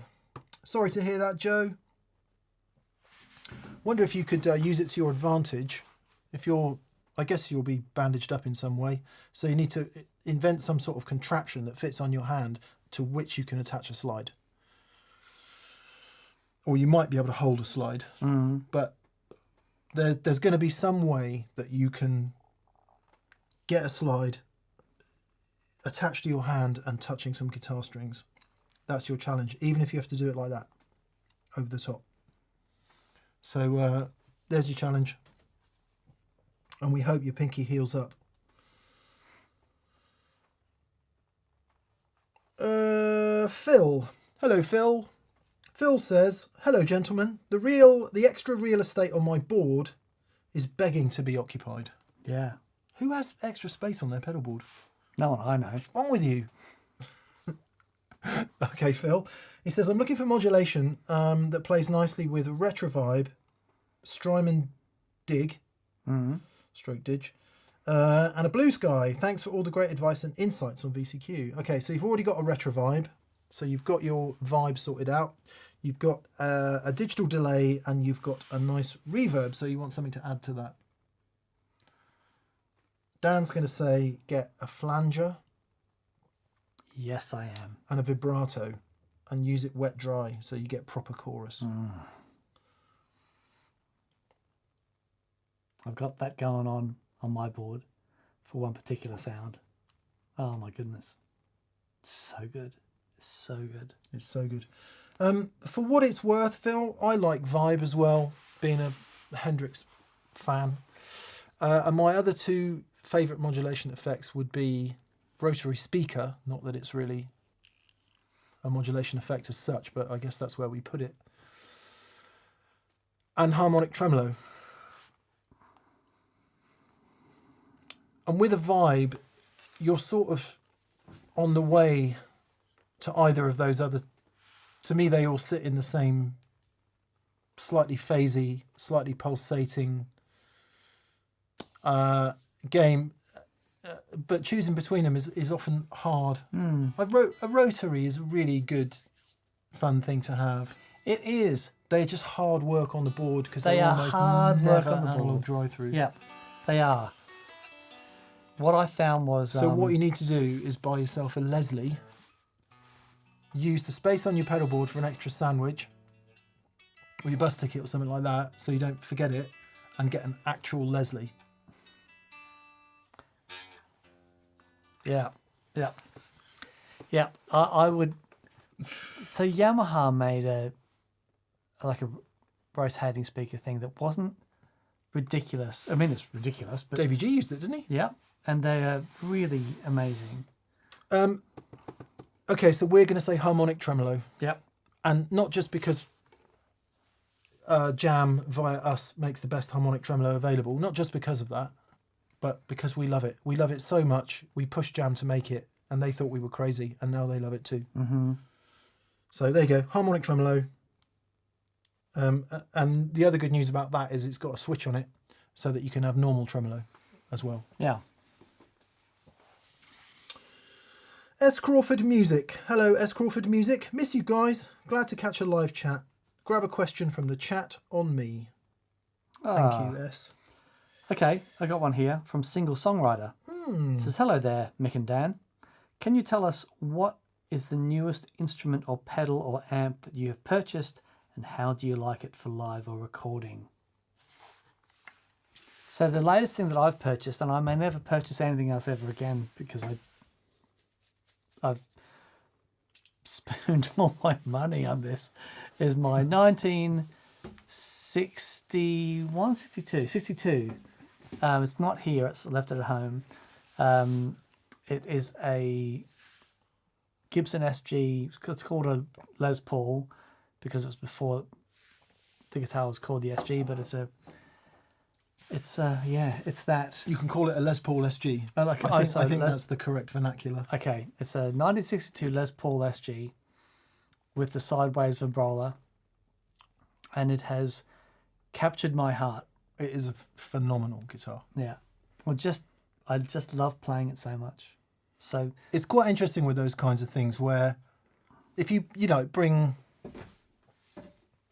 take Robin's Dumble for example, you bring it in, and you get some quality time with it, and you're absolutely over the flipping moon. And you're completely like a kid on Christmas Day, like when Dan first got his SG Les Paul. You're over the moon with it. And then a couple of weeks pass, and we were lucky enough to be able to play Robben's Dumble on a few occasions at length. And on the 5th go, you're like, man, this is better than I thought it was, even on Christmas Day. And that's what's happening to you with your SG, isn't it? It is. You're like, actually, this really is a great guitar. Yeah, it truly is. It's a beautiful thing when it happens. Mine is, it's either this ES345. I've done one gig with it and it needs some work. Unfortunately, it's a fantastic guitar. It's really brilliant, but electronically it's severely compromised for a couple of reasons. But the last pedal I bought was the Vemuram Landau butter machine. Ugh. And I've gone from thinking, I don't think I can ever use this, to it being my main overdrive sound. Wow. Yeah. That's amazing. Because I figured out how to use it. Right. And that alongside a BK Butler tube driver. It's like, oh, this is different. So yeah, the Landau butter machine for me. And it was doing the SD9 show that we did a couple months back that I think we were both surprised. Though, Danny, you even put an SD9 on your board for a minute, Still didn't you? there. Still there. Still there. Love Yeah, it. like a completely different texture. And isn't that great? You know, we spend all this time playing stuff, talking about stuff, having the things we love. You know, the thought of Dan playing anything else but a telly just seemed, frankly, bonkers. And there he is, absolutely loving the SG. Yeah. The thought of me not having a tube screamer and some sort of Kingsley preamp pedal, you know, it's like, never move away from that. And it's not like you don't permanently move away. You just find something else cool in something else that you go with, and it opens up your ears, and it opens up your, but you can't try everything all at once. So quite often what someone will say to you is, oh, I've been telling you about that for years, or you should really try this. It's like, well, you do it when the right time occurs, don't you? Indeed. And that may not be now. Yeah. But it might be for the future. Indeed. And the rest of your life. What is he building in there? Bought any pedals recently? No, but I've taken a couple of things that I haven't played for a long time and re-exploring them. I have bought a matchless 1x12, which will be here tomorrow, which I'm going to be using for these gigs. Have you bought that new? Yeah. Phil shipped it. Oh, is it? Oh, tomorrow. Great. Yeah. I'm very interested to see what speakers in it. Yeah. It'll be the heavy magnet Celestium, will it? I'm assuming so.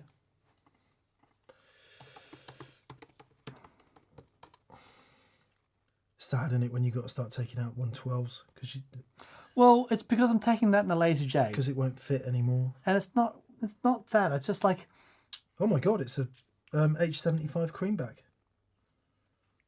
cool. Interesting, but, you know, matchlessized. Yeah. Wow, that's a surprise. Great. I can't wait to hear it. Yeah, me too. What's hilarious is that from where I'm sat, I can see 1, 2, 3, 4, 5, and there's 2 more out there, 6, 7 really nice 112 cabs with a vast array of speakers in them. It's so silly because Sorry, my 9, 8, 9.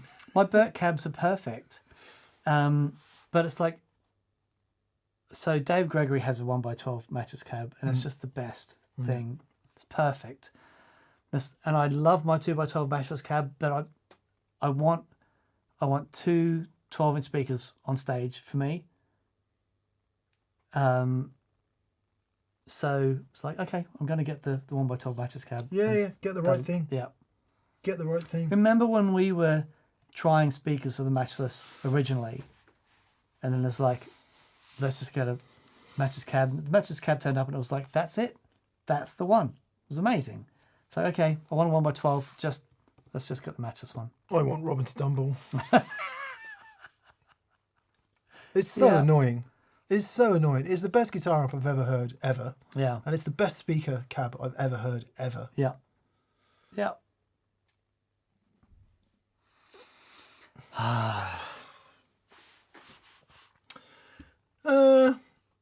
Paul Matulovic, what are your thoughts on that Joey 2 Rock? How's it stack up? It's great. The reverb and harmonic tremolo in it are unbelievable. We've used it on one show, I think. We should use it on some shows. It's quite different from my classic reverb signature or the TS1. Quite different again. So, but yeah, obviously it's magic. Designed as a pedal platform, I think predominantly, so it doesn't have huge amount of overdrive in it, or at least not that I've found. Mm-hmm. And it's so big because obviously it's got regular trem, harmonic trem, and reverb, and that's all tubes, and it's all in there. Yeah. So, yeah, we should use it on a show, Paul. It's pretty spectacular sounding. I really like the 310 cab as well. Yeah. There's a ridiculous amount of bottom end in that thing. Yeah. It's like more than a 4x10 cab. Yeah. It's amazing. What speakers are in it? The 2 Rock Right. Two ones. I think they're made by WGS, I think, but I could be wrong. Please don't. Yeah. 3x10 was a thing, wasn't it? Oh, yeah. Like Bandmasters and certain it's other a really Fender cool amps. sound.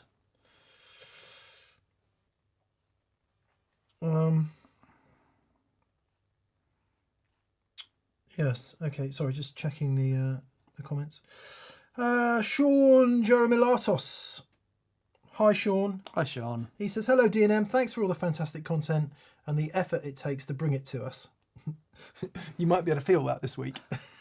He said, please pass this on to a question from the chat. Well, thank you, Sean. That's really good of you. Let us find a quick one from Matt Swanson. Have you ever thought about starting an AA group for pedal addicts? I think This is it. I got to say, I think this is it. Yeah. And a slightly more involved question. Let's see what we've got. Steve Manley says, have you seen the new Spinal Tap clip where they're ripping into jazz? Hilarious. I actually sent Mick that clip this weekend. The problem with jazz is it's music based on fear. It's like, they play so softly. It's like, like, what are you scared of? I think I just replied to Dan. I told you. Did you watch the Wayne Krantz Just Play Wrong Notes video? Yeah, I did. It's brilliant. It's really brilliant. Mental Frisbee says, any love for 15-inch speakers? I've switched to 15-inch in the studio. An old Fender Bassman Square Magnet and an Altec Lansing. Maybe worthy of a TPS episode. Yes, old Medieval Cooking with Arpad used to go on. Yeah. 15-inch speakers, 15s. Yeah. Every time I've heard one, I love them. In something as kind of accessible as a PV Delta Blues, they did a 15-inch version of that, right through to a Vibroverb, to various things you've heard with 15s down the years. I always like them. I don't know why I don't have one. Yeah. Why don't I have one? Why don't we have one, Michael? Okay. Come on. Let's change that. Let's change that. The PV Delta Blues was great. I had two in its old gig rig headquarters, and they're both broken. So I never got to play it. One was Paul Stacey's, and another was someone else's. So yeah, I've never played one. Oh, we had we had one here, didn't we? We had The old Fender Pro. Ainsley's. Yeah, we had a Vibroverb here. Yeah. And we had that 1953 Fender Pro, which was pretty exceptional. Yeah, that's right. Yes is the answer then. We need to be on the lookout for some EV 15s. Let's get an 8-inch, 10-inch, 12-inch, and a 15-inch. Same head, and just bang through them. Don't change any settings on the app. Just bang through them. They need to be in cabs. Yeah, so just get the cabs. Just get the... Okay. Be fun. Certainly now with our room miking technique has improved. Yeah. Or I think it has. It'll never end. Neil Levine. Hello, Neil. He says, I've got 8 true bypass pedals on the board. And I usually only have 1 active at most. Mm-hmm. Would I still benefit from a switcher? You won't still, you will, in a gigantic way. Whether it's a benefit or not is the more interesting part of the question. Yeah. Yeah. You'll benefit from a good switcher. So, I'll spare Dan's blushes. When he has put boards together for people, including Matt Schofield, Kirk Fletcher, actually Ainsley as well, we'll throw into this mix. They were used to having a collection of pedals on the floor, and Dan would put them together into a QMX switcher. So just not a G3 or anything, just a true bypass. I say just a true bypass. The best true bypass loop switcher. Not my words, Carol. The words of Top Gear magazine. And each of those 3 people plugged the board in and were like, oh my God, because their amp was louder, there was no noise, and the clarity of the note was something they hadn't heard in a while. No buffers, nothing being added to that. All you're doing is taking out each one of those pedals bypass circuitry, all the cables that are in between, etc., etc. Now, in the case of Ainsley, he's like, that's not for me. Mm-hmm.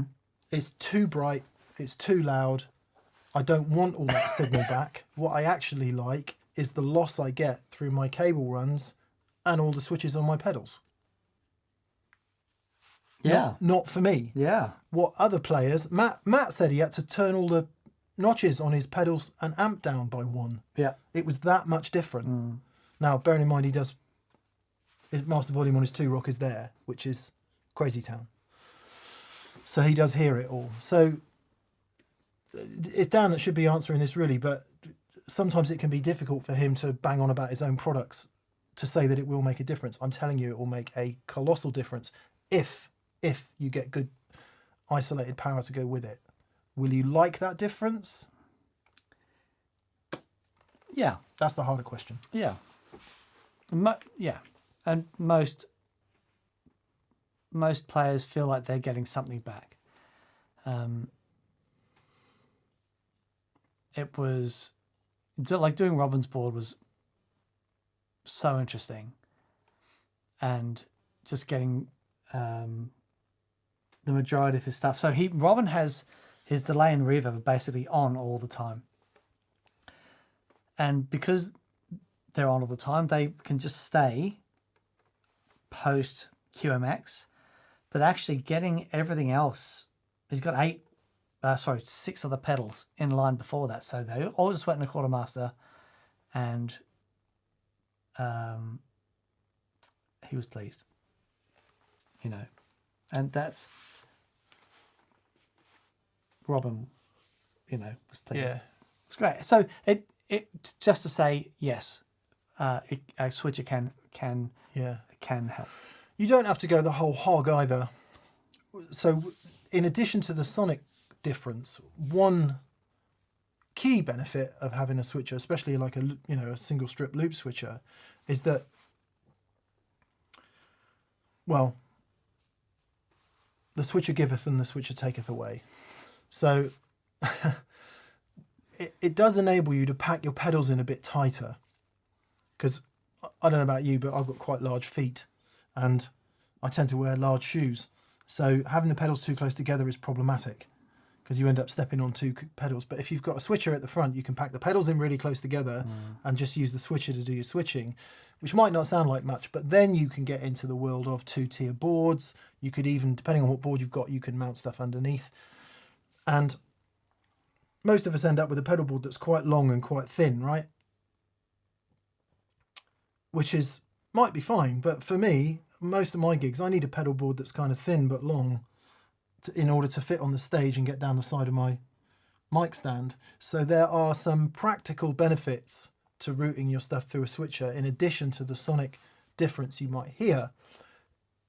You don't need to put all the pedals in the switcher. So if you've got 8 pedals and a QMX8 seems like overkill, it might be that the things, some of those things might make more sense in the loop. So you said all your pedals were true bypass, maybe apart from one. Can't remember. Whenever I use my tube screamer, it has to be in a true bypass loop switcher because the bypass sound robs a lot of tone elsewhere in the thing. So having the tube screamer on in the switcher makes sense. But maybe the bypass sound of the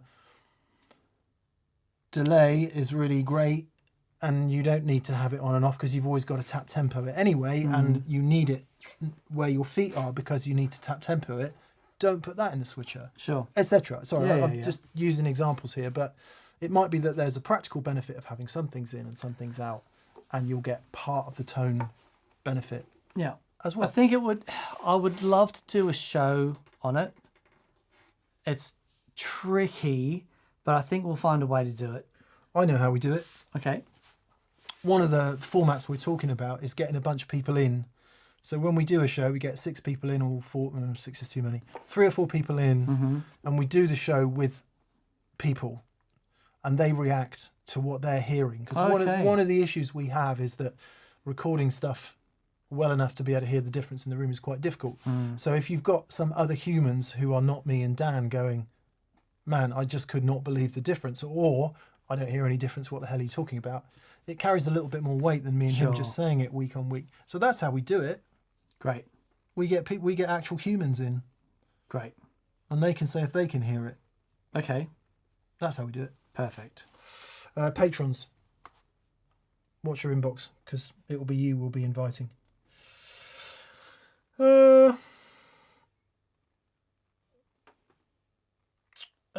Larry does not live here, says he's been noticing a resurgence in multi-effects of late.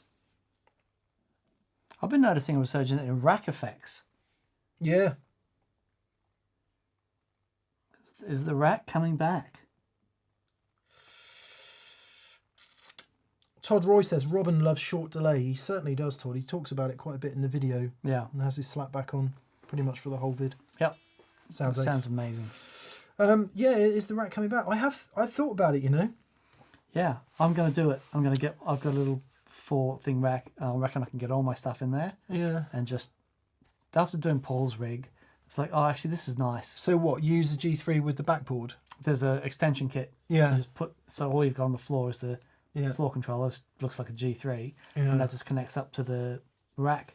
And away you go. Could be fun. Okay, thank you everyone for being here. I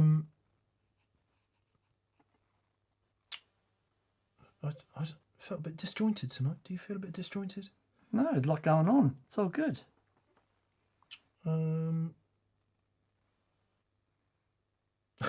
Leninberg says the rack. Dear God, I hope not. I lived through that.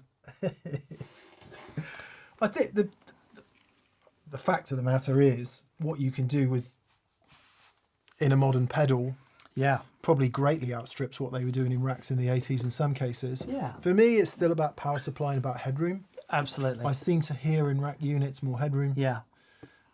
Which of course is important if you're dealing with line level. Yeah. I mean, imagine if Strymon did a rack delay, or Empress, or one of those companies that are like, I'd be all over that in a minute. It's not the trend though, is it? The trend is it's all going to end up in here,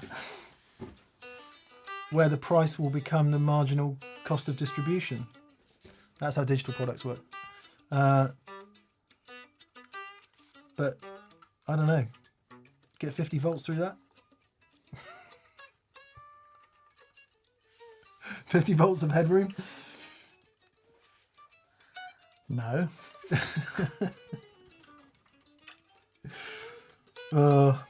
Anyway, okay. Maybe we'll leave you with the solo to Hotel California. Oh, I reckon we fluked it once. You're tempting fate by doing it again. So you can check out any time you like, Yep. right? But you can never leave, yeah? Yep. Oh, nearly. There you Brilliant. go. Let's see if we get copyright struck for that. I'm sure we will. John Henley's like. There you go. So if you come and watch us play, you can see me and Dan's make an arse of that. Play us out, Dan. Bye. Hang on. Someone asked for this.